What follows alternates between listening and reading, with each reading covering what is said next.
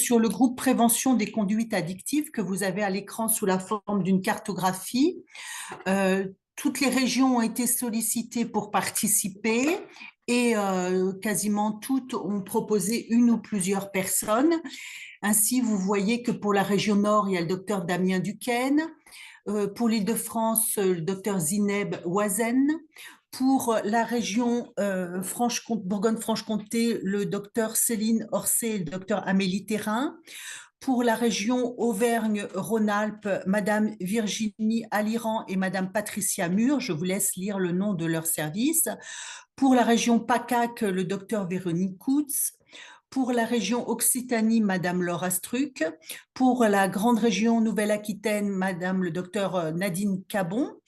Pour la région Centre Val-de-Loire, Madame Vanessa Descou. Pour la région Pays de la Loire, Madame Justine Guilbeault. Historiquement faisait partie aussi Dr Corinne Dano, qui est venue aux premières réunions et qui maintenant se consacre pleinement, même si elle est destinataire de tous nos travaux, à la rédaction de la nouvelle recommandation HAS qui est en cours sur la prévention des conduites addictives. Donc, merci à tous vos services, à toutes vos régions et merci à vous tous d'avoir donné de votre temps pour aider les autres personnels des autres services. Les travaux de ce groupe ont pour finalité d'identifier et d'analyser les expériences en service de santé au travail, les actions, les productions des services sur ce thème de la prévention en vue d'une mutualisation pour pas perdre du temps à réinventer ce qui est fait dans un autre service et pour bénéficier de l'avancée. On connaissait certains services comme étant depuis plusieurs années déjà en avance sur cette thématique. Donc, la méthodologie a consisté donc à créer ce groupe avec un appel à participation, je le redis, à toutes les associations régionales et la nomination de référents régionaux sur cette thématique.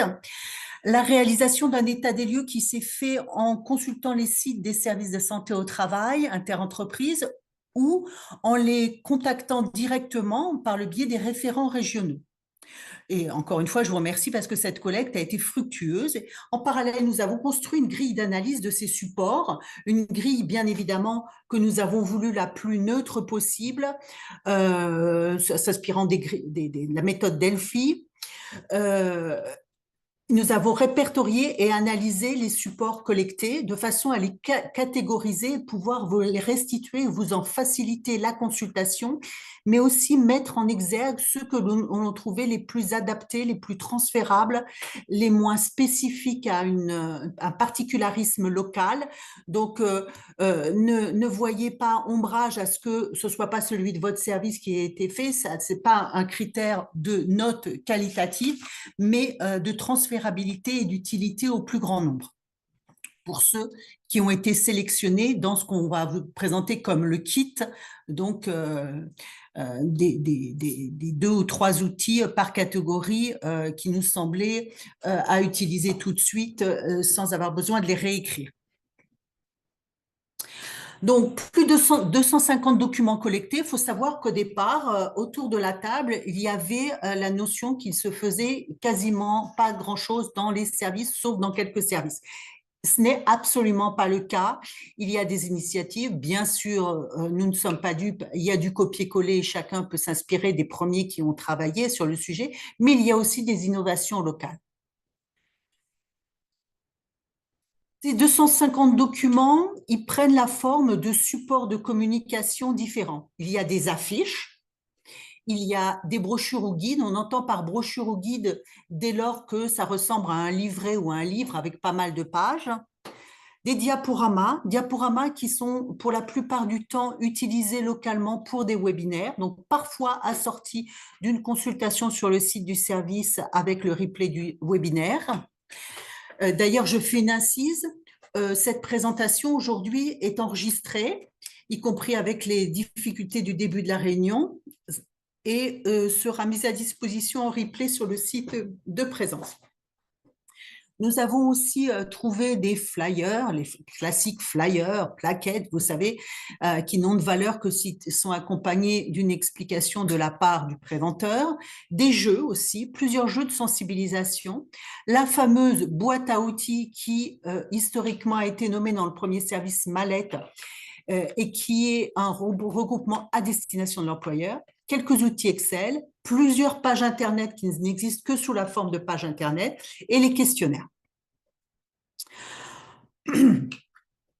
Tous ces documents, nous avons commencé par les classer en fonction de la cible, les services, mais dans les services, nous avons différencié si c'est en direction du professionnel de santé ou de toute l'équipe pluridisciplinaire.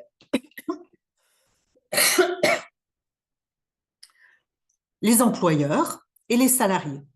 Et puis, indépendamment de la cible, il y a de nombreux autres critères que nous avons analysés. D'abord, est-ce que c'est un document qui donne simplement de l'information et de la définition sur ce qu'est une conduite addictive et ce que c'est de prévenir?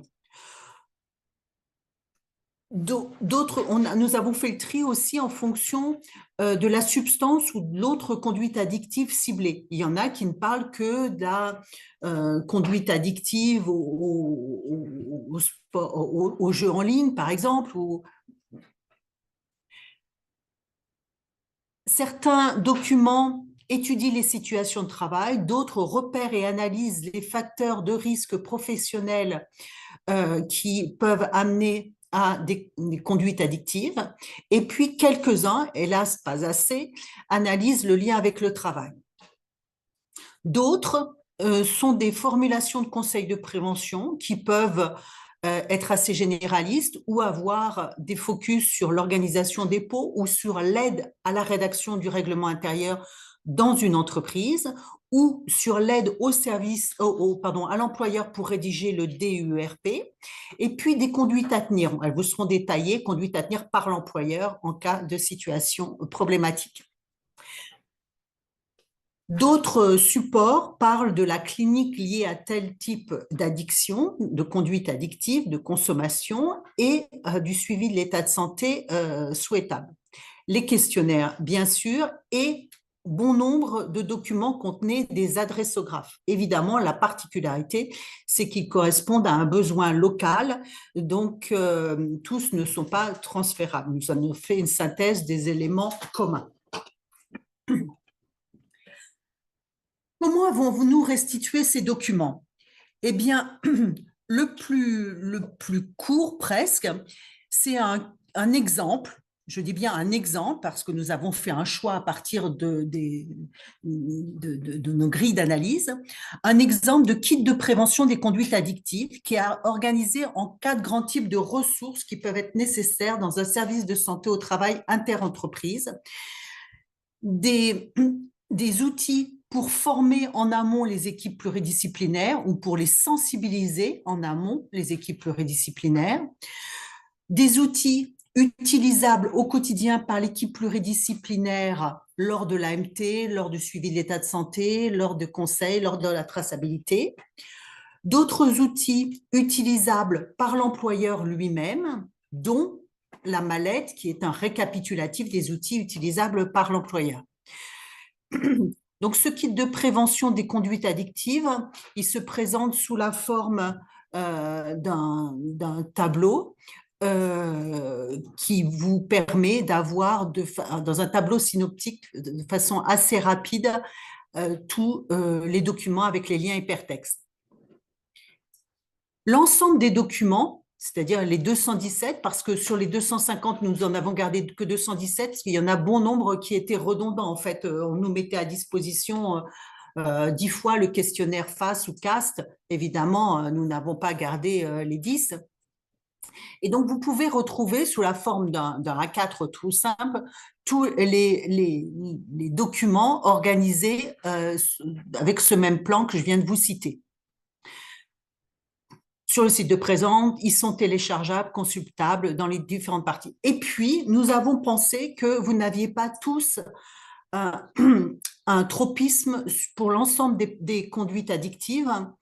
Et donc, nous avons segmenté et mis à disposition un grand nombre de petits tableaux il se trouve que c'est de l'Excel, soit l'ensemble des ressources classées par ordre alphabétique, mais aussi un tableau qui vous donne toutes les affiches, un autre qui vous donne tous les flyers, un autre qui vous donne tous les PowerPoint, ou alors tous les documents utilisables par les professionnels de santé d'un service, ou alors tous les documents concernant la consommation de cannabis, ou alors tous les documents concernant les conseils à la rédaction du règlement intérieur.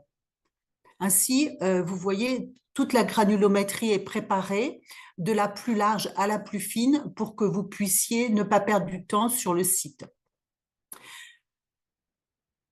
Je vais maintenant passer la main aux membres de ce groupe de travail qui vont vous présenter ces différentes ressources et leur utilisation potentielle et les exemples, puisque tous les membres qui sont autour de moi sont bien au fait des préventions des conduites addictives dans leur service et vont pouvoir vous donner des équivalents concrets. En premier, je vais passer la parole au docteur Véronique Kunz sur la sensibilisation des équipes en amont de leur travail au quotidien. Véronique, je t'invite à venir prendre la parole.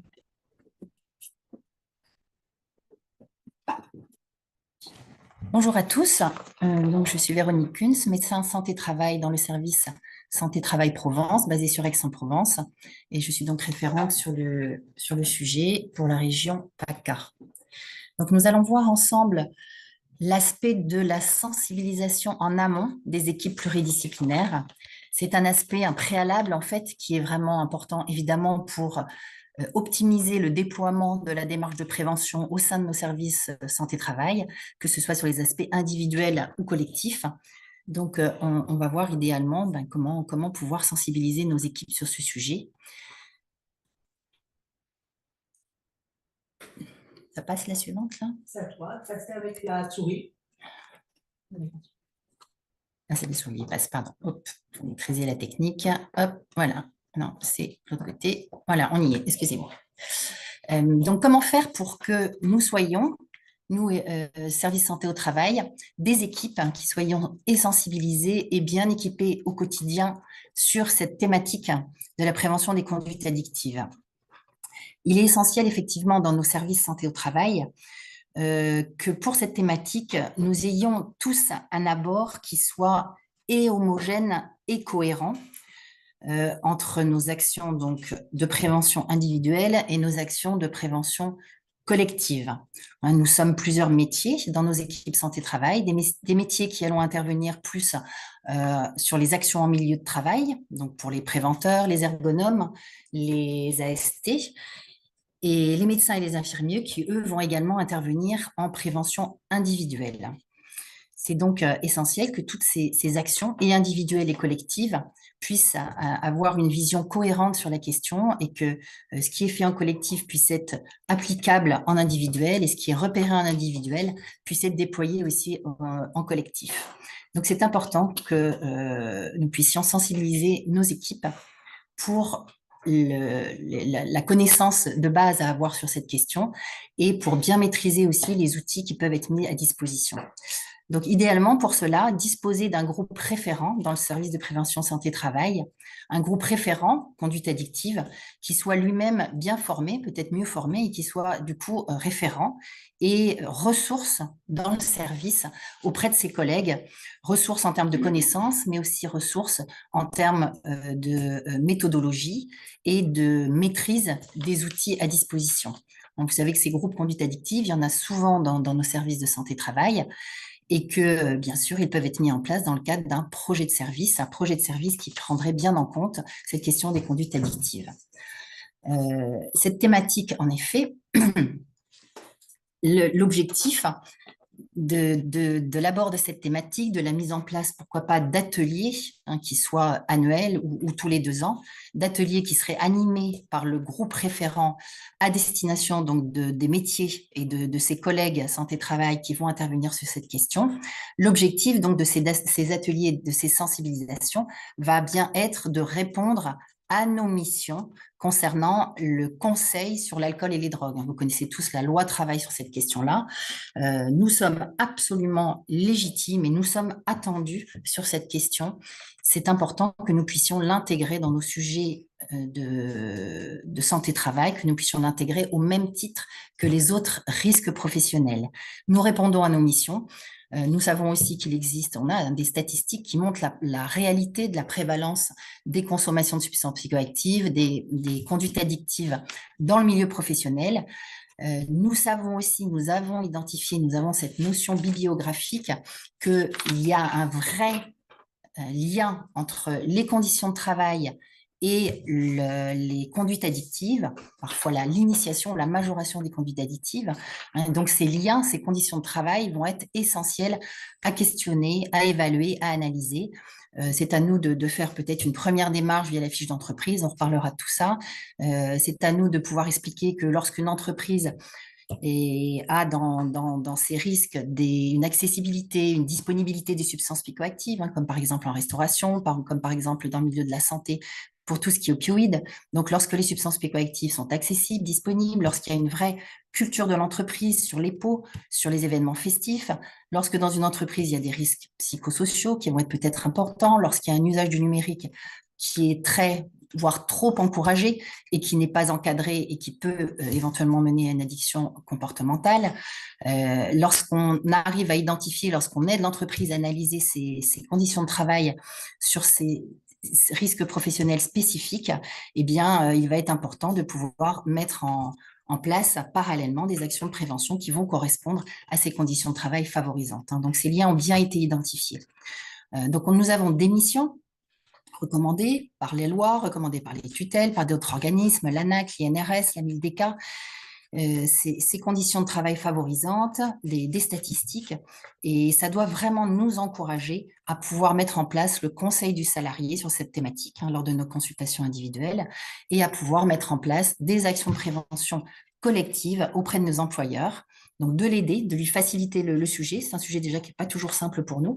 On imagine bien que pour l'employeur, c'est parfois délicat à aborder et qu'il lui manque des billes. Et donc, c'est vraiment notre rôle de lui apporter des billes, de le conseiller sur comment analyser ses conditions de travail, de façon à mettre en place des actions de prévention sur les 3 volets qu'on verra ensemble, les volets informatifs, management et aide. Donc, lui expliquer comment utiliser des outils qu'on va pouvoir lui proposer aussi et qu'on va vous présenter ensuite. Donc, pour former, ou en tout cas sensibiliser à minima chacun des métiers de vos équipes, et vous avez à disposition, donc, parmi les outils qu'on va vous mettre en ligne, qui vous seront proposables, 2 diaporamas types. Un premier diaporama qui correspond au suivi de l'état de santé, donc qu'on appelle PowerPoint numéro 1, qui va être donc un diaporama pour les consultations individuelles, donc pour les métiers médecins et infirmiers, voire psychologues, qui font de la consultation individuelle et qui vont être à même de faire une évaluation du mode de consommation du salarié afin de pouvoir évaluer ce mode et puis ensuite le conseiller idéalement. Donc, sur ce PowerPoint de base que vous pouvez utiliser auprès de vos équipes, on va retrouver, vous voyez, différents éléments comme les définitions sur les modes de consommation, bien comprendre ce qu'est un risque, la différence avec une addiction, l'intérêt de l'abord de la thématique en santé au travail, que tous les membres des équipes comprennent bien le pourquoi c'est essentiel d'aborder cette question-là. Et puis, bien sûr, cette notion fondamentale que sont les liens identifiés avec les conditions de travail qui peuvent majorer ou entraîner plus de risques lorsqu'il y a des conduites addictives. On va retrouver dans ce diaporama les préalables indispensables à l'approche de ce qu'on appelle le RPIB, dont vous avez probablement déjà entendu parler. On vous le détaillera un peu plus. C'est le repérage précoce et l'intervention brève, qui est une approche donc non seulement recommandée en santé au travail, mais validée. Ces préalables indispensables, vous connaissez peut-être la notion du cycle de Prochaska avec les changements de stade du comportement, la notion d'approche motivationnelle. Donc, on évoque tous ces éléments-là de façon à ce que les consultants puissent bien intégrer la philosophie d'approche ou l'ambiance dans laquelle il faut se mettre pour accompagner un salarié dans son conseil à la réduction des comportements à risque en termes de consommation. On va retrouver aussi, bien sûr, les outils du RPIB, que sont les questionnaires et l'intervention brève, on vous en reparlera. Donc, tout ça est détaillé de façon à ce que chaque consultant puisse bien comprendre quels outils utiliser, comment le faire, dans quelle ambiance, et que cette approche soit donc déployée dans la pratique du service. On trouve aussi des éléments pour tracer dans le dossier médical santé-travail cette approche RPIB. C'est important de pouvoir retrouver les éléments, que ce soit dans le cadre du partage en binôme avec l'infirmier ou dans le cadre de la visualisation du dossier par la suite. Voilà, donc vous voyez certains nombres de points et de supports qui vont permettre à l'ensemble des consultants d'avoir la même approche, la même notion, quelque chose qui corresponde aussi à nos recommandations de tutelle et qui puisse nous rendre à l'aise et pertinent dans l'approche de cette question-là auprès de nos salariés en consultation. Le deuxième PowerPoint que vous allez retrouver correspond à la prévention collective. Donc, comment sensibiliser nos équipes pour l'AMT, comment faire en sorte qu'ils aient toutes les billes pour aller voir nos employeurs et l'encourager au mieux à aborder cette question-là, soit via la fiche d'entreprise ou via un accompagnement au DU. Donc, dans ce diaporama que vous aurez à votre disposition, les équipes pourront avoir la notion du coup, là de la même façon, des définitions, des modes de consommation, donc quelques connaissances de base qu'il faut avoir de façon à être à l'aise aussi sur cette question des conduites addictives. Le pourquoi, comprendre bien l'importance d'aborder et de prévenir ces conduites addictives en milieu de travail. Ça correspond aussi aux questions que l'employeur peut avoir. Pourquoi il faut que j'aborde cette thématique-là? Donc, il faut que nous soyons outillés pour bien faire comprendre l'importance et même la notion que c'est indispensable à aborder, que l'employeur il est attendu aussi sur cette question-là, qu'il faut qu'il aborde ça au même titre que les autres risques professionnels. Ensuite, des exemples de fiches d'entreprise et des exemples de trames de DU sur cette question spécifique des conduites addictives. Pour faciliter, l'objectif, c'est vraiment non seulement de faire un abord systématique, le plus systématique possible, d'ouvrir l'échange sur, et puis d'avoir des outils en parallèle, des outils qui vont faciliter la mise en place de cette démarche de prévention, des espèces de fiches pratiques, on verra ça ensemble. Et enfin, donc, le conseil sur la démarche de prévention optimale, idéale, qui correspond donc aux recommandations de nos tutelles, de la Direction générale du travail, de la MILDECA. Et on verra qu'il y a des exemples de démarches en 3 volets, le volet informatif, management et aide, qui font faire suite donc à la nécessité d'une première analyse des conditions de travail et de l'interaction avec les conduites addictives. Voilà, donc vous voyez 2 exemples de diaporamas qui peuvent vous servir vraiment de base pour avoir au sein de chaque équipe une bonne connaissance et de la méthodologie et des outils. Merci. Voilà, bonjour à toutes et à tous. Je suis Laura Struck. Je suis psychologue du travail dans le service Prévis dans le Gard. Et j'ai représenté dans ce groupe de travail Présence la région Occitanie. Donc, en effet, je vais commencer et puis le docteur Oisen va prendre la suite par vous présenter les outils utilisables par l'équipe pluridisciplinaire au quotidien. Donc, vous allez voir que nous avons repéré plusieurs types d'outils dont les équipes peuvent se saisir. Alors, le docteur Kuntz vous parlait du protocole RPIB. On va s'arrêter un peu plus précisément et je vais vous présenter ce qui le compose, la démarche et puis également les outils. Les questionnaires, donc, qui sont également compris dans ce protocole, dans cette démarche RPIB plus exactement. Un autre outil à disposition des équipes, c'est un outil d'aide à la fiche d'entreprise. Vous allez voir qui aborde bien sûr le risque spécifique des conduites addictives. Et puis, je laisserai le docteur Oisen vous parler des outils de sensibilisation à destination des employeurs et des salariés. Alors, le repérage précoce et intervention brève. Donc, on a spécifié que, en effet, c'est l'outil de base pour la prévention des conduites addictives. C'est un outil donc, qui correspond aux recommandations de la Haute Autorité de Santé, qui vise à évaluer, alors je chausse mes lunettes pour vous lire précisément, hein, à évaluer de façon précoce. Voilà, la notion de précocité, de toute façon, dans tous les risques, c'est le cas, hein, et le risque addictif n'y fait pas exception. Voilà, évaluer de façon précoce chez les adultes la consommation des 3 substances psychoactives les plus utilisées, que sont l'alcool, le tabac et le cannabis, et d'en évaluer le risque. Pour proposer une intervention brève d'information pour les publics les plus à risque, repérer les plus à risque lors de cette première évaluation, et ensuite assurer un accompagnement durable pour réduire ou arrêter les consommations. Voilà, donc cet outil, il vise ces objectifs-là et il est déployé en 2 temps. Un temps où on va échanger avec les professionnels de santé, vont échanger individuellement avec le salarié, hein, pour travailler sur une consommation déclarée, hein.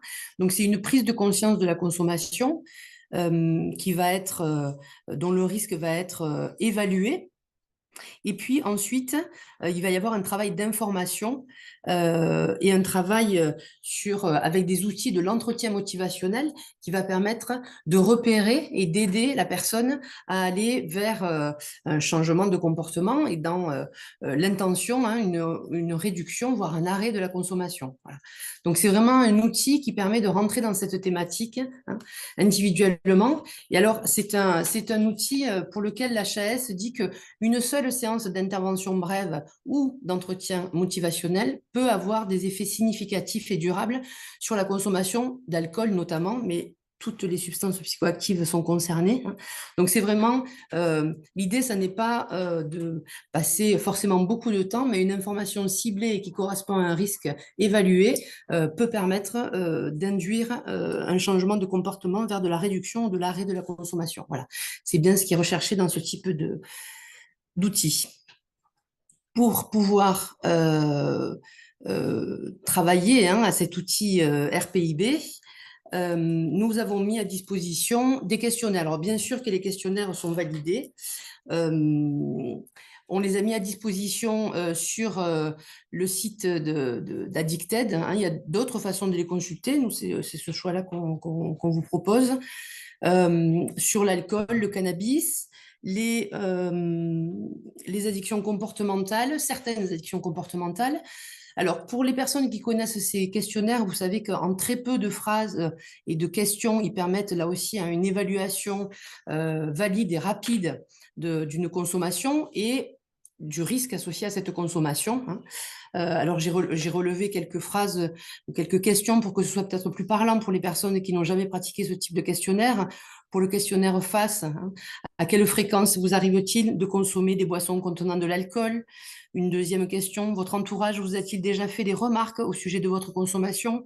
Donc, vous voyez que ce sont des questions très simples, très accessibles et qui permettent eh bien, d'une part d'évaluer le risque et puis bien sûr d'engager le dialogue sur la consommation et sur le risque dans l'intention d'aller vers du soin, vers de la prise en charge de l'accompagnement.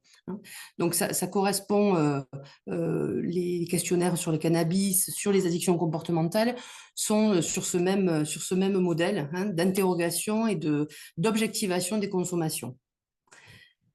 Voilà, donc vous avez à disposition un certain nombre de questionnaires.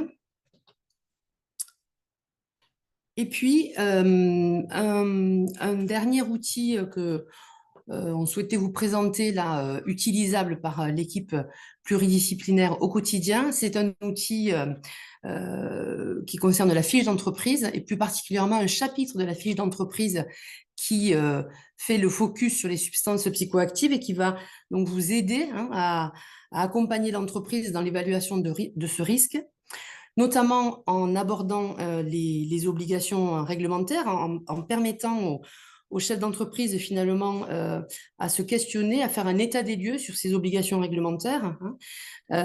Qu'est-ce qui figure dans le règlement intérieur? Qu'est-ce qui figure par exemple sur l'encadrement du dépistage, hein? Quels sont les éléments qui qui figurent dans l'entreprise et les outils dont ils disposent. Et s'ils n'en disposent pas, eh bien, c'est aussi l'occasion de l'accompagner là-dessus. Le repérage des risques, notamment sur l'outil qu'on vous propose pour les postes à risque, hein, voilà, une évaluation du risque, plus particulièrement pour les postes à risque, parce que l'outil qu'on vous propose, c'est un chapitre, donc c'est un outil simplifié dont vous pouvez vous saisir assez facilement hein, pour aborder ces questions-là. Et puis un dernier chapitre, une dernière partie plus exactement, sur la prévention des risques, qui va rejoindre les recommandations type, hein. Par exemple sur la conduite à tenir pour l'organisation d'un pot en entreprise, les fiches de constat en cas de troubles du comportement, hein. Donc des outils dont va pouvoir se saisir l'entreprise quand le risque a été repéré, et qui vont pouvoir rendre opérationnel le début ou la poursuite d'une politique de prévention de ce risque spécifique. Voilà, je passe la parole au docteur Oisen pour la suite. Bonjour à tous et à toutes. Donc, je me présente, je suis le docteur Zineb Oisen, je suis médecin coordinateur et médecin du travail au SIAMT, un service de santé sur Paris et Île-de-France. Alors, donc, quels outils pour l'équipe pluridisciplinaire pour sensibiliser l'employeur et le salarié? Donc, l'intérêt de ces outils, c'est de convaincre vos employeurs dans leur démarche de prévention collective, hein, qui est quand même la première étape, qui est la prévention primaire. Et pour cela, on a sélectionné un certain nombre de documents qui peuvent vous aider. Et donc, dans ces documents, selon le type de document, on va lister la définition des substances, l'information, les risques des substances, aussi bien en lien avec le travail que sur les risques sur la santé, qui peuvent être de façon aiguë ou de façon chronique. Dans ces documents, on va aussi vous présenter l'argumentaire sur le plan du règlement, hein, aussi bien les obligations légales de l'employeur vis-à-vis de la réduction des risques sur le milieu de travail, lui rappeler quand même régulièrement, pas uniquement sur le plan des addictions, mais là ici c'est vraiment le focus sur quand même réduire ces risques en entreprise, et qu'il a tout intérêt à y gagner, puisque comme vous le savez, les addictions c'est quand même source de beaucoup d'accidents de travail, d'arrêt maladie, de maladies chroniques, de perturbations sur le collectif de travail. Donc tous ces documents, je vais vous les détailler en vous présentant plutôt des exemples. Et donc l'idée, ça va être des supports pour vous aider vraiment à construire votre sensibilisation à direction des salariés dans une première partie, et dans la deuxième partie la première partie plutôt pour les employeurs et la deuxième partie pour les salariés, excusez-moi. Donc ces documents, ils sont articulés sur sur plusieurs formes. Donc soit il y a des documents qui vont être axés sur les produits, soit sur un produit type, par exemple alcool, cannabis, etc., ou multiproduits. Et ils vont spécifier leurs risques en particulier.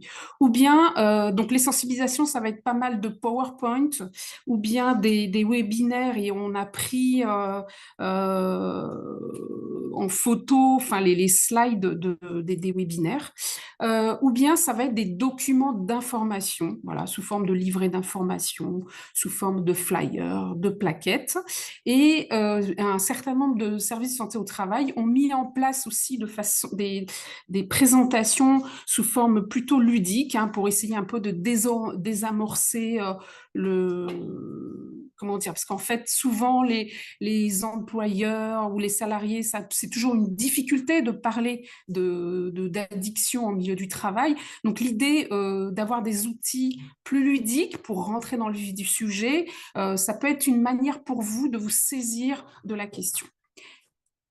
Alors, pour les employeurs, qu'est-ce qu'on a comme outil de sensibilisation dont vous pouvez vous prendre en main? Donc, on a des diaporamas et des webinaires. Donc, par exemple, on a, comme on vous l'a déjà dit, on a fait un gros travail de sélection. Donc là, je vous en présente un ou deux, mais il y en a d'autres, donc vous pourrez voir sur le site les autres. Par exemple, l'APST 41 a proposé un diaporama de 18 diapositives sur les addictions avec un petit focus sur l'alcool, où tout est décrit, hein, l'alcool, le risque sur l'alcool, les chiffres clés. Voilà, ça permet de vous donner un peu une base et à vous de vous en servir et de vous approprier ces PowerPoint. On a aussi un autre service de santé qui a fait un webinaire spécifique sur le cannabis. Pareil, c'est sur le même modèle que sur l'alcool. On va un peu décliner aussi bien les risques en entreprise, la démarche de l'employeur, qu'est-ce qu'il peut faire vraiment pour réduire ce risque. Pour les brochures et les guides, par exemple, on a une brochure éditée par le CMSN, c'est intégrer les risques liés à la consommation de substances psychoactives dans le DURP. Donc, ça vous détaille un petit peu leur démarche et comment ils ont fait et comment aider l'employeur à faire son DURP sur ce focus-là. Concernant les flyers, on a des flyers types. Hein, donc un flyer en général, c'est un petit outil simple qui peut être tripliqué, mais en général, ça résume de façon claire pour l'employeur ce qui peut, ce qui peut dire en entreprise. Donc, on a un flyer sur la conduite à tenir au travail en cas de suspicion de comportement anormal.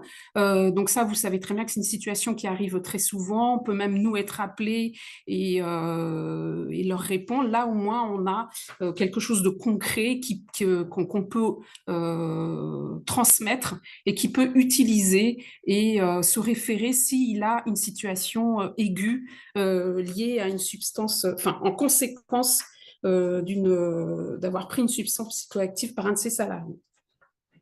On a aussi une autre fiche conseil express, par exemple sur l'ivresse au travail. Et ensuite, sur des plaquettes, on a aussi, par exemple, une fiche réflexe sur alerte des secours.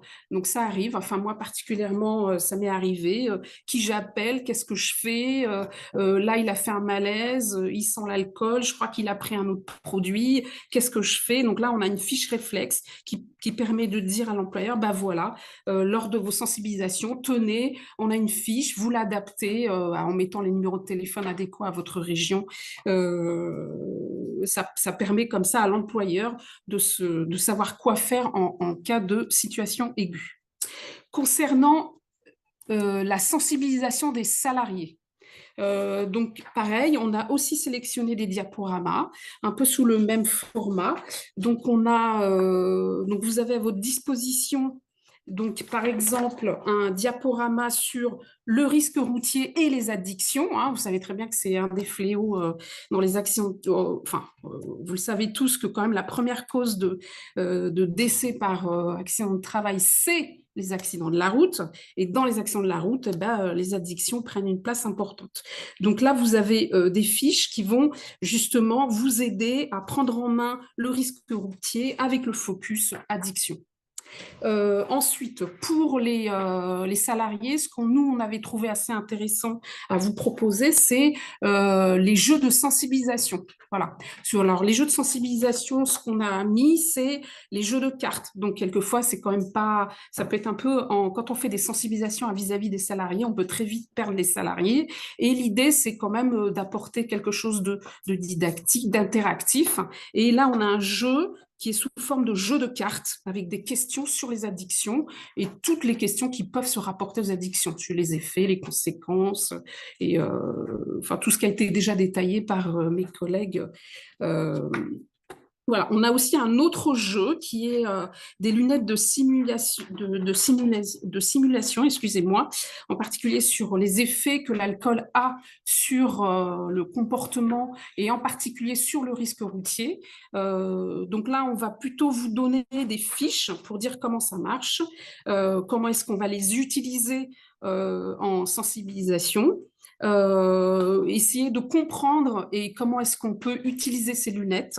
Donc, l'idée un peu de ces lunettes, pour ceux qui ne connaissent pas, c'est ça permet, enfin, on les choses, c'est soit on peut se mettre en trottinette ou en vélo ou simuler une conduite automobile ou alors faire un espèce de jeu de piste où on doit sauter ou contourner des obstacles.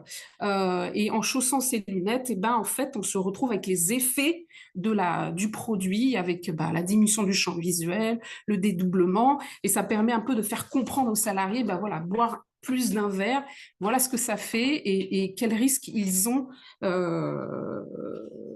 sur leur corps et sur leur santé. Maintenant, nous allons parler des outils utilisables directement par l'employeur vers les salariés. C'est Madame Patricia Mur, Madame Vanessa Descou et Madame Dr Cabon qui vont venir vous présenter ces documents. Alors, ne croyez pas que nous sommes dans une redondance et que nous vous parlons des mêmes documents parce que nous risquons d'utiliser les mêmes termes de sensibilisation, etc. Mais là, ce sont des documents qui sont vulgarisés et suffisamment simples pour que l'employeur se les soit appropriés sans que nous lui tenions la main et qu'il va pouvoir utiliser lui-même dans sa petite ou moyenne ou grosse entreprise en direction de la population des travailleurs salariés. Bonjour à tout le monde, donc je m'appelle Patricia Mur, je suis une infirmière en santé-travail. Je travaille à l'AGEMETRA et je représente la région Auvergne-Rhône-Alpes. Donc là, nous allons aborder, à la suite de ce qui a été dit précédemment, en fait, les outils utilisables par l'employeur.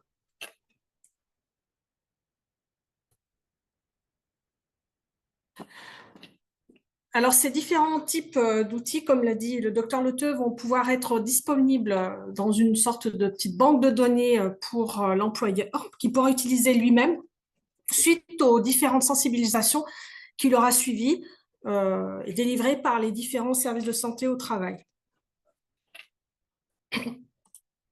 Alors, ces différents outils qui sont utilisables vont en fait aborder les différents niveaux de prévention que nous connaissons, à savoir la prévention primaire, secondaire et tertiaire, en fonction des situations ou des demandes de l'employeur, à savoir des outils de prévention collective. Et ensuite, mes collègues aborderont les outils de sensibilisation qui seront disponibles dans cette base de données. Et enfin, les outils qui seront utilisables en cas de situation de crise rencontrée dans les entreprises. Pour ma part, moi, je vais vous aborder un petit peu tout ce qui concerne les outils de prévention collective.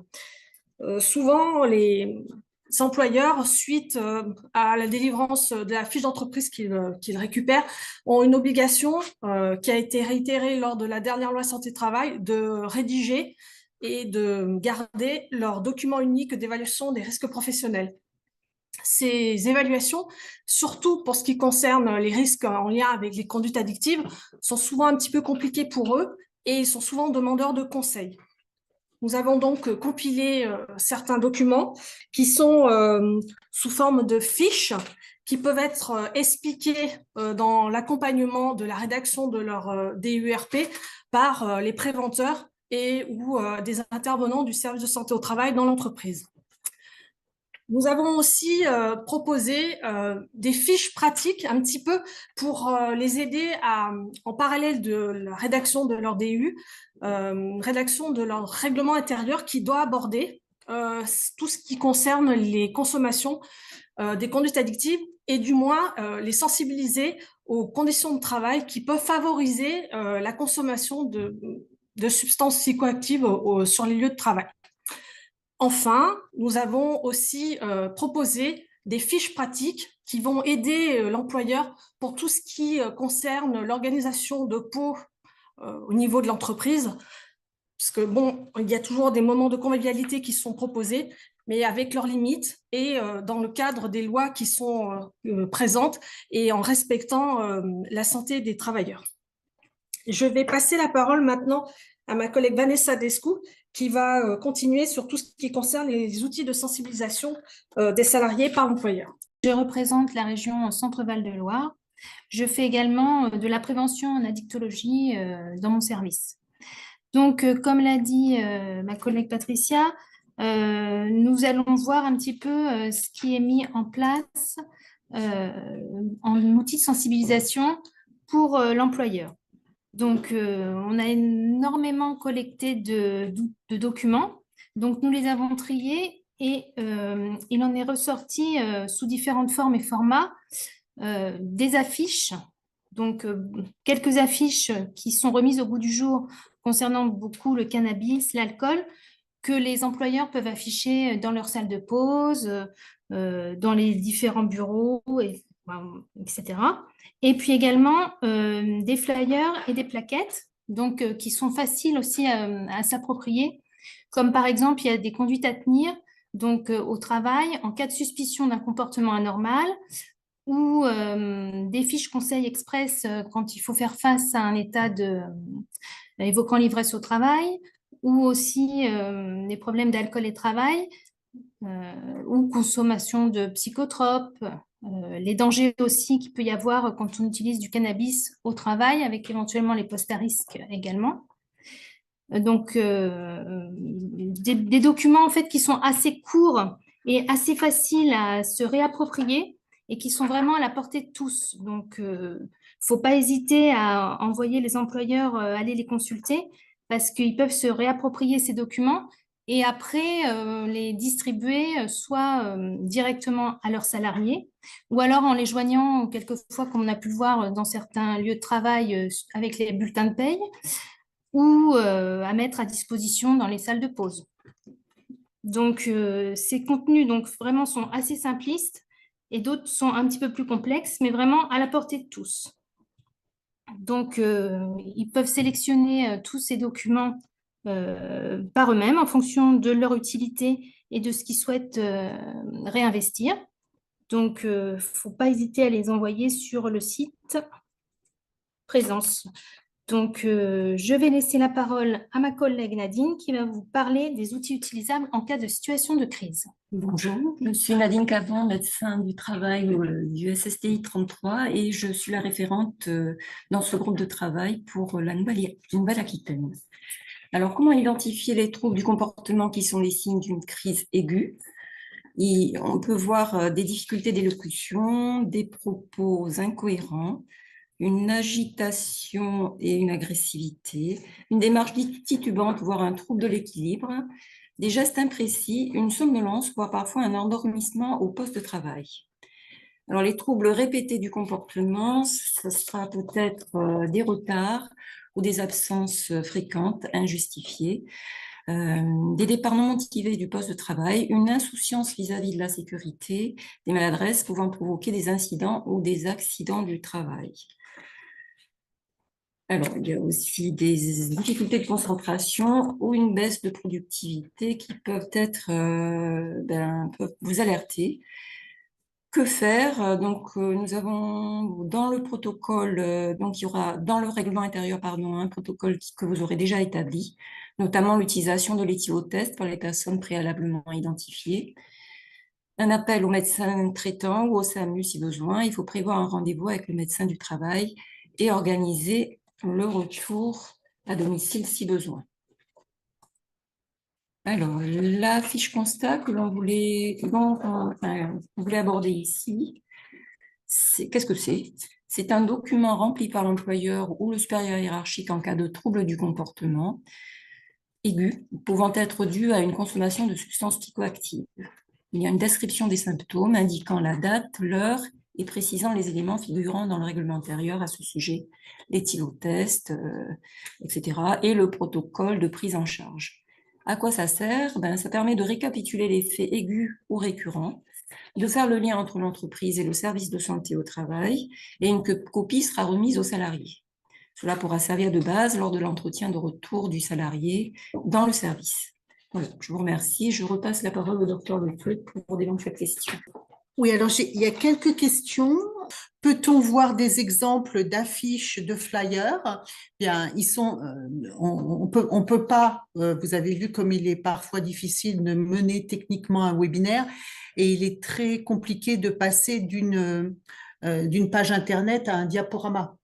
Donc, on se connectera à Internet tout à l'heure, mais tous ces documents sont sur le site de présence et sont téléchargeables et consultables. Un employeur peut-il demander la réalisation d'un test de dépistage?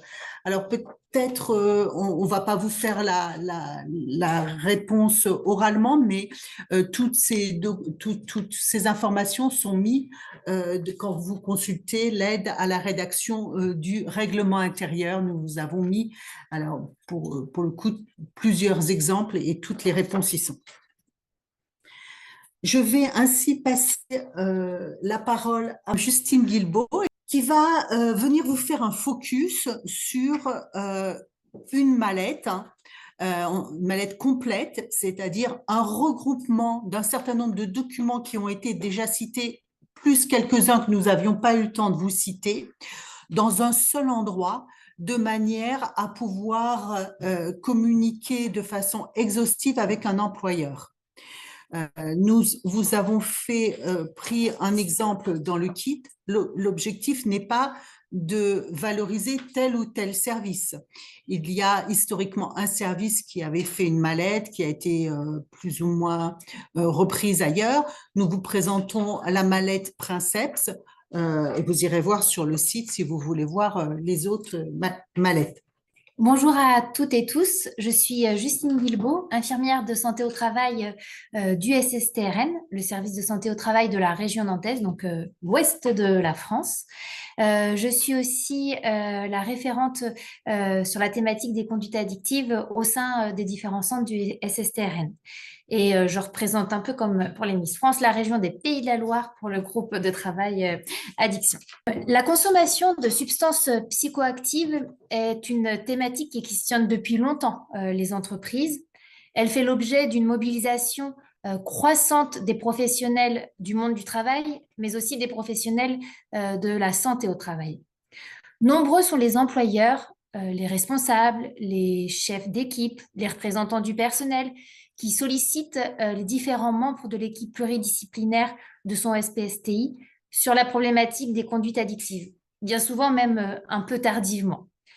Ces différentes consommations peuvent avoir des impacts importants à la fois individuels sur le salarié, à la fois sur le collectif de travail et à la fois sur l'entreprise en elle-même avec l'organisation du travail. Elle engage fortement la responsabilité de l'employeur. Ce livret, donc cette boîte à outils, cette mallette, on peut l'appeler un petit peu comme on veut, a été élaboré par le service santé au travail Provence. C'est vraiment une démarche globale de prévention en lien avec cette thématique-là. Vous allez voir, ça reprend certains éléments d'avant, mais en fait, en un seul et même outil, en un seul et même endroit, vous avez tout à disposition. Donc, c'est vraiment un outil à destination des employeurs. À titre personnel dans ma pratique professionnelle, cette boîte à outils a permis au groupe de travail addiction du SSTRN de créer notre propre modèle, donc voilà, qui a été mis en ligne et qui est à disposition du coup de nos adhérents. Il a été une véritable source d'inspiration et je suis certaine qu'il peut l'être aussi pour d'autres centres de santé au travail. Donc, je vais vous présenter brièvement le support. Donc, c'est un support à destination des employeurs. C'est une vraie aide méthodologique pour les employeurs. Ils peuvent s'en servir, ils peuvent le retravailler à leur guise. Cette boîte de travail, elle est divisée en 3 grands volets. Le premier volet, c'est le volet management, avec des outils qui sont en lien avec du coup cette thématique-là. Je vous les détaillerai un petit peu après. Le deuxième volet, c'est le volet information. Pareil, avec des outils du coup à disposition, outils et moyens à disposition des employeurs. Et le dernier volet, le volet qu'on a plus appelé le volet aide. Donc, vous l'avez bien compris, il est à destination des employeurs et il regroupe en un seul et même endroit tous les documents répondant à toutes ces questions qui pourraient se poser. Concernant le volet du coup management, premier volet, l'employeur, en sa qualité de responsable juridique, instaure ou doit instaurer surtout une politique de prévention dans son entreprise. Cela concerne aussi l'usage des substances psychoactives et leurs effets. Plusieurs articles du Code du travail mentionnent les substances psychoactives impliquant l'entreprise et ses acteurs dans une démarche de prévention, santé au travail. le volet aborde les obligations et les responsabilités de l'employeur. Alors, vous voyez, il y a un petit peu, on a décrit différents items, donc aide au DUERP, règlement intérieur, etc. Moi, je vais m'arrêter un tout petit peu plus sur le document unique d'évaluation des risques professionnels parce qu'on en a un tout petit peu moins parlé avant. Concernant le document unique, il est important que l'employeur puisse faire l'évaluation du risque de consommation de substances psychoactives dans son entreprise. L'idée, en fait, c'est vraiment d'être le plus possible dans la prévention primaire avant que le problème apparaisse. Pour ce faire, vous retrouverez du coup dans l'aide au DUERP des documents d'aide pour que l'employeur puisse rédiger du coup ce document-là. Dans un premier temps, c'est vraiment l'idée qu'il fasse un état des lieux avec une identification des facteurs susceptibles de favoriser la consommation. L'idée, c'est qu'il trouve aussi les déterminants, enfin les indicateurs d'alerte et de suivi dans son entreprise, et afin aussi qu'il puisse faire l'inventaire des postes à risque, souvent plus des postes de sécurité ou de sûreté, et qui devront surtout faire l'objet d'une attention particulière. Dans un second temps, au niveau du DUERP, c'est vraiment aussi l'idée que l'employeur puisse trouver des documents qui vont l'aider à réfléchir, à rédiger ses procédures. Comment est-ce qu'on alerte le médecin du travail? Comment est-ce qu'on organise les visites médicales à la demande de l'employeur en lien avec cette problématique-là? Et comment est-ce qu'on déclenche une procédure? On a parlé tout à l'heure des procédures en lien avec les troubles du comportement. Vous pourrez du coup aussi retrouver plusieurs autres outils, comme du coup les tests des dépistages, comment est-ce qu'on organise, comment est-ce qu'on met en place, le lien avec le règlement intérieur, le lien avec le CSE. L'organisation d'appos en entreprise, qui, quand, comment, que dit le Code du travail, et si rien n'est inscrit dans le règlement intérieur, qu'est-ce que je fais? Et des fiches constats en lien avec les troubles du comportement aigus ou récurrents. Donc ça, je ne vais pas plus loin parce que ça a été bien détaillé juste avant. Hop. Pour le volet information. Donc, sur le volet information, vous retrouverez plusieurs exemples d'affiches, d'informations, donc plus à destination là, des salariés de l'entreprise, des exemples d'affiches, des exemples de flyers et une partie sensibilisation aussi à la fois individuelle du salarié et à la fois collective de l'ensemble des salariés et des encadrants. Donc ça, voilà, ça reprend certains documents qui ont pu être mis avant. Dernier volet, le volet plus aide. Donc là, c'est vraiment un volet qui est à personnaliser en fonction de l'endroit et de la région où on se trouve. Donc, on retrouve dans cette partie-là les contacts des structures d'aide, les numéros verts, qui sont là par contre du coup nationaux, les structures et les ressources à destination du coup des employeurs, mais aussi des salariés. Dans cette partie-là, vous retrouverez aussi à destination des encadrants, voilà, comment aborder une situation en lien avec la consommation de substances psychoactives et comment mener un entretien avec mon salarié présentant un trouble du comportement. C'est vraiment, ce volet-là est vraiment à personnaliser en fonction du coup de la région et en fonction des fonctionnements des différents centres de santé au travail. Pour conclure, je vous invite vivement à regarder ce support. C'est une réponse de premier niveau aux différentes questions des employeurs. Il peut leur être transmis, il peut être retravaillé avec vos adhérents. Et vous pouvez l'utiliser sans modération. Merci beaucoup. Nous arrivons à la conclusion. Comment accéder aux ressources et aux outils présentés durant ce webinaire? Sur le site de Présence, PRESANSE, vous avez un espace, comme vous le voyez là, qui est un espace ressources. Vous cliquez sur cet espace ressources et vous avez un accès à la liste des supports et je vais aller vous montrer directement sur le site. Vous voyez à distance le site. Donc, vous avez vu, vous êtes allé dans ressources, toutes les ressources en date du 27/05, les ressources sur la prévention des conduites addictives. Donc, il y a un petit texte de présentation, puis après, on vous met tous les documents avec des liens hypertextes que nous allons cliquer en espérant que ça ne nous sorte pas du partage. Il y a un exemple de kit de prévention des conduites addictives ou, comme on vous l'a dit, en 4 catégories de ressources. Une synthèse des 217 ressources en mode Word. Et puis, si vous voulez, par exemple, aller voir quels sont tous les conseils pour le règlement intérieur. Et là, je vous ai ouvert, je pense que vous le voyez, ce tableur Excel de conseils pour le règlement intérieur. Et c'est conseils au règlement intérieur avec les noms des documents et ce sur quoi ils conseillent. Voilà. Et donc, de la même façon, je vais vous présenter le kit de prévention des conduites addictives. Voilà, on y arrive. Vous voyez, on est allé sur le kit de prévention des conduites addictives. Donc, il y a un titre là, le kit de prévention des conduites addictives. Et vous voyez que ça se présente comme ça.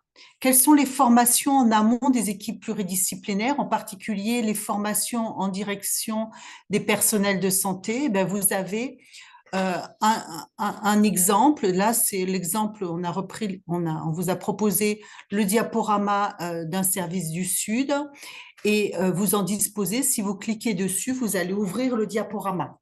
D'accord, en cliquant sur les petits bouquins. Là. Il y a d'autres documents pour la formation sensibilisation pour l'équipe pluridisciplinaire. Et là, vous avez un autre diaporama. De la même façon, les outils utilisables par l'équipe, le SRPIB, donc vous pouvez le télécharger là. Les questionnaires, plutôt que d'aller les chercher partout sur Internet où ils vous arrivent avec quelqu'un qui en a enlevé un petit morceau et du coup, il n'est plus, c'est plus un questionnaire validé, vous pouvez le télécharger ici. Voilà, donc vous avez tous les documents comme ça, téléchargeables à merci dans le kit avec un choix de vous en mettre 1 ou 2 à disposition pour que ceux qui sont les plus complets qui sont les plus transférables soient à votre disposition. Donc, nous sommes arrivés à l'issue de cette présentation. Le kit de prévention, je vous l'ai présenté. Sachez que nous allons essayer d'actualiser environ 1 fois par an par le groupe prévention des conduites addictives. Notamment, nous vous ferons bien connaître la recommandation sur la HAS, mais ça ne sera pas une production des services, même si il y a des services et moi-même dans l'écriture de cette recommandation et que nous avons donné un certain nombre de noms de personnel des services pour la relecture, de manière à ce qu'il soit le plus adapté possible à votre exercice au quotidien. Donc, encore une fois, normalement, avec tout ce matériel, vous êtes en situation de vous bénéficier d'une formation, de vous former entre vous, après d'avoir suffisamment de matériel pour exercer au quotidien et même avoir tous les documents pour remettre à l'employeur et aux salariés, tout en sachant que si vous êtes plus intéressé par une catégorie de prévention, vous disposez sur le site de présence d'une entrée, vous voulez tout savoir sur l'addiction au jeu, parce qu'il n'y a pas énormément de publications, vous disposez d'un tableau qui vous présente tout cela. Nous sommes dans les temps, je voulais vous remercier. Le document de ce webinaire sera donc mis à disposition en replay. Tous les documents sont sur le site de présence dès maintenant. N'hésitez pas à, avant de nous quitter, vous faire part de votre satisfaction ou des points d'amélioration sur ce webinaire pour que nous en tenions compte pour la prochaine fois. Une très bonne question parce que je voulais le dire et j'ai oublié. Doit-on sourcer les SPST si on utilise les documents? Bien évidemment, bien évidemment. toujours, quand vous prenez toujours une publication, quelque chose qui vient d'un service et que vous l'utilisez dans le service, il faut bien que ce soit marqué source SSTRN, source PST Provence, source présence PACA, bien sûr, parce que c'est quand même remercier les personnes qui ont fait l'effort Princeps et qui ont eu la gentillesse de le mettre à disposition du plus grand nombre. Donc oui, ça faisait partie des choses que j'avais l'intention de vous dire que j'allais oublier. Donc, merci beaucoup pour cette très précieuse question. Est-ce que dans le question-réponse, nous avons des remarques, des questions, des demandes d'amélioration du webinaire? Beaucoup de merci, ça fait très, très plaisir. Ouais, je remercie énormément ce groupe de travail qui a fait un travail de fourmi assez rébarbatif par moment. Il a fallu lire tous les documents, les PowerPoint ont été lus diapo par diapo pour bien s'assurer qu'on ne laissait pas passer des choses qui pouvaient être erronées. Et puis, pour bien pouvoir les analyser, en faire des analyses comparatives. Donc, ça a été... et puis, merci beaucoup à Présence et à Sébastien Dupéry du pôle médico-technique qui a assuré la mise en page de tous les documents qui ensuite ont été mis sur le site de Présence par le pôle communication, mais la mise en page est par l'assistant du pôle médico-technique. Comment intégrer ce groupe? Écoutez, vous vous rapprochez de votre échelon régional, enfin, vous en discutez avec vos supérieurs hiérarchiques, vous vous rapprochez de votre échelon régional qui proposera votre candidature enfin, à Présence et qui sera, dès lors que le réseau régional vous adresse, vous ferez partie du groupe. Alors maintenant, le très gros du travail est fait. Mais on peut imaginer ça va être suivi peut-être de votre part d'autres demandes. Et puis, de toute façon, on vous fera et on fera faire des présentations renouvelées de cette documentation si vous l'estimez nécessaire. Eh bien, je vous remercie de votre attention. Merci beaucoup à toutes les dames du groupe. Il y a des messieurs, mais qui ne pouvaient pas être présents pour prendre la parole aujourd'hui. Pour la présentation, j'ai vu que vous étiez restés très nombreux jusqu'à la fin connectés. Donc, bravo. Merci beaucoup pour votre attention et à bientôt.